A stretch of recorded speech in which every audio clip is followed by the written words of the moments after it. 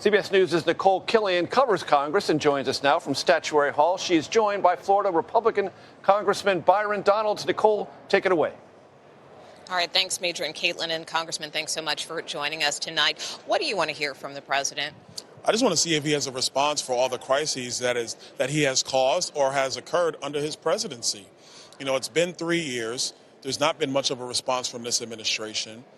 People are suffering in the United States of America, whether it's inflation, whether it's the border crisis, or even when you're talking about the foreign policy crises that have happened throughout his entire administration. He has a lot of things to answer for. That's what I'm waiting to see. And what do you make of some of your colleagues, some of whom I talked with earlier, who say it really doesn't matter what he says tonight, they're not trying to hear it? I'm only interested in hearing solutions, and I'm always open-minded for that. I don't expect them, but I'm hopeful. And I think that's where most Americans are. They just want to see that somebody has a prescription for what is happening. And if he has no prescription, and I'm betting that he does not, I know Donald Trump has one, and he's going to be sharing it with the American people. Do you think there will be decorum in the chamber tonight? I believe so.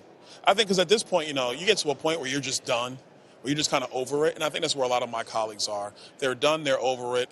Maybe something will change. We don't expect that to happen. We think it's going to be more of the same, and we have now seen Joe Biden's agenda impact the lives of all Americans. It's not been good, so we have to have a new way of doing things. I know we're going to hear a lot from the president tonight about trying to lower cost, for instance, around the issue of prescription drugs.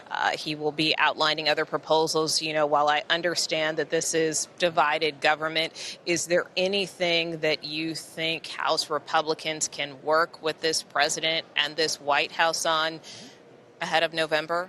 Of course. Secure the border.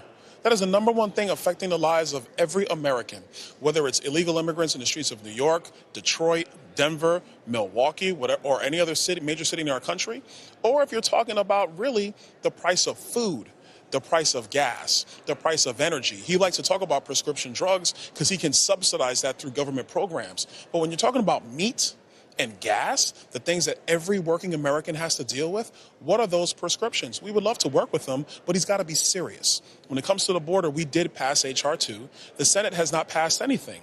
That's where the House is. But they did put a border proposal on the table, which Republicans rejected. Every member of Congress can file any bill they want, but did it pass? It did not pass. It was rejected. The only measure to secure the border has passed the House. Joe Biden doesn't even want to talk about it. There's a reason why, because he doesn't want to fix the problem. He just wants to lay blame on everybody else. All right, Congressman Byron Donalds of Florida, thank you so much. Major, Caitlin? Nicole Killian, thank you so very much.